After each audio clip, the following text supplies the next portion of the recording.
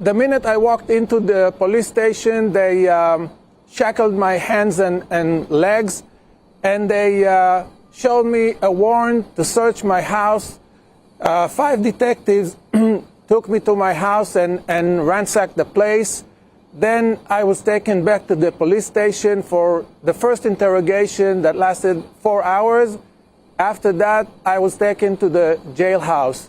I was, like you said, I was categorized high-risk detainee, separated from everyone. I wasn't allowed to bring anything with me, a book or something. I spent there 4 days in order not to go crazy. I exercised every hour and a half, 2 hours. You know, when people tell you that Israel is the only democracy in the Middle East, right? And when people tell you how excellent Israel's democracy is and how the people in Israel live happily and enjoy a lot of rights. Well, that can be true. That can be true. But I just believe that most nations that proud themselves of being democratic or that proud themselves of respecting people's right and freedom only do so when their interest is not threatened. I will give you a case in point. The WikiLeaks founder, Julian Assange, who is incarcerated in London as we speak for publishing classified but truthful information. It wasn't like he falsified documents. It wasn't like he lied against a government. It wasn't like what he said was defamative or misinformative. It wasn't any of such a thing. It was just that he published what the the authorities, thought was damaging to their image. And so they are making an example out of him. In a fair and democratic society, do you think that someone like Julian Assange, who only crime is he let us know the truth, he let us know what America did in Iraq, should be locked up in a maximum security detention center in London? Is that really what we should be doing? Does that really echo democratic? Does that really feel like a people who respect human rights and freedom? He is a journalist. He published truthful information. He led us into the carnage that the George Bush administration did in Iraq. He led us into the whole killings of local Iraqis by military men. He brought all this to the limelight. And what was his reward for it? He is being incarcerated. And then they will let us believe that, well, we respect people's right of expression and the freedom of speech. And our country are democratic. They want us to believe that. So I want us to watch this video. It was done by Democracy Now! And when we come back, we shall talk more about the so-called freedom of speech, freedom of expression, democratic nature of the Israeli state. So let's watch. Mayor, welcome to Democracy Now! It was hard for us to get in touch with you over the last few days because your electronic devices like your phone were taken. Can you talk about exactly what happened to you? What did you post? And then how did the Israeli police come to ransack your house? First of all, thanks for having me.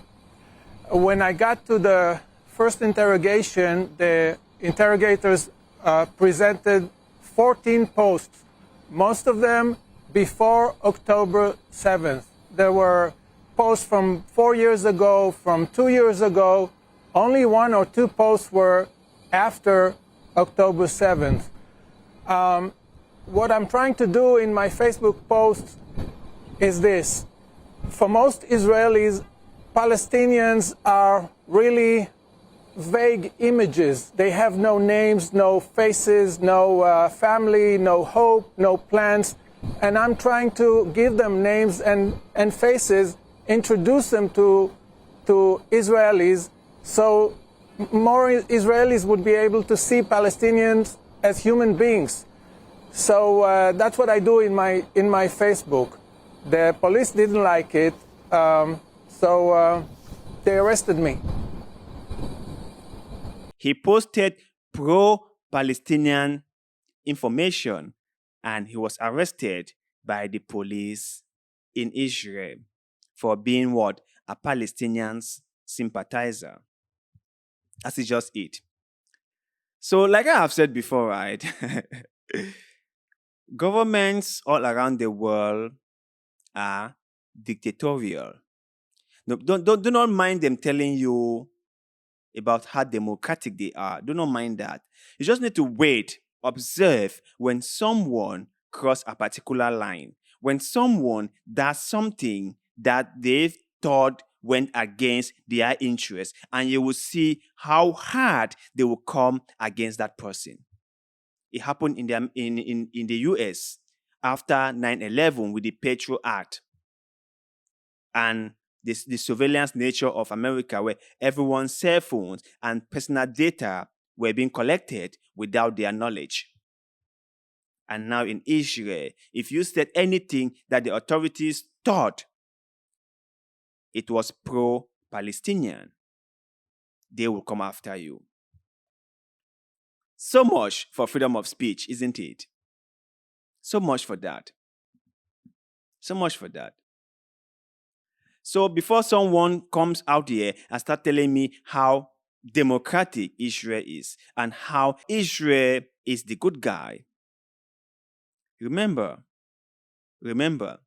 it's not just by words, but by actions that people can tell who or what someone really is.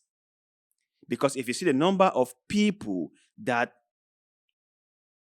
have been arrested by Israel's defense forces or security forces, you see the number of Palestinians that are now being incarcerated in the Israeli detention camps. If you see the number of illegal settlements that Israel is building in the West Bank, if you see the way Israel has been encroaching on Palestinian territories and how the settlers have been waging war against local Palestinians, you would come to understand that that is not a democratic society. That doesn't look like one. That doesn't look like one.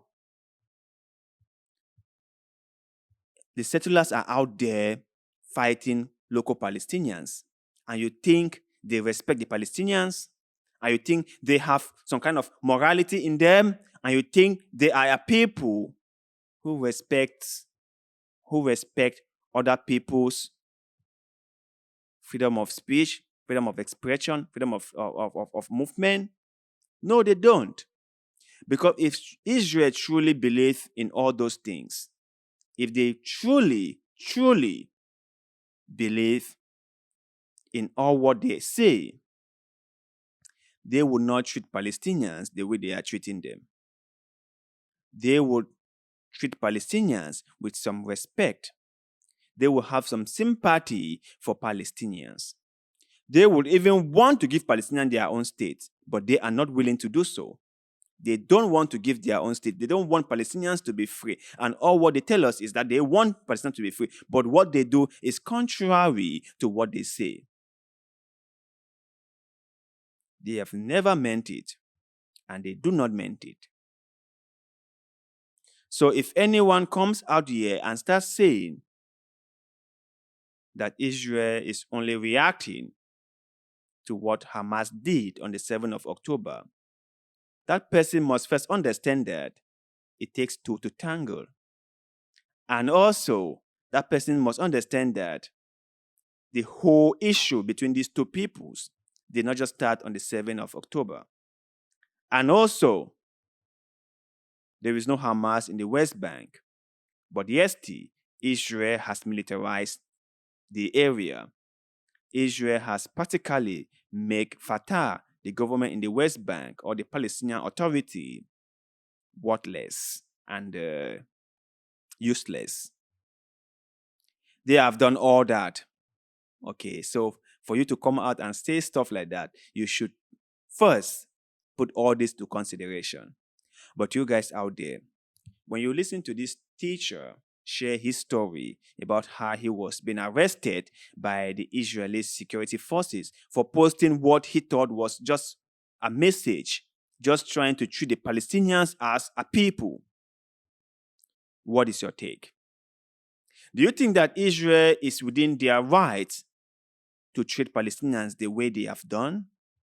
Do you think that all these human rights organizations that have recorded all the human rights violations and the mistreatment of the Palestinians are all just cooking this information? They are not true? Share that thought with us in the comment section below, because like always, we love hearing what you have to say. Please don't forget to like this video, share this video, follow this channel, and subscribe to this channel. That helps us a lot, and we shall forever be grateful to you. So thank you very much for doing just that, and see you in the next one.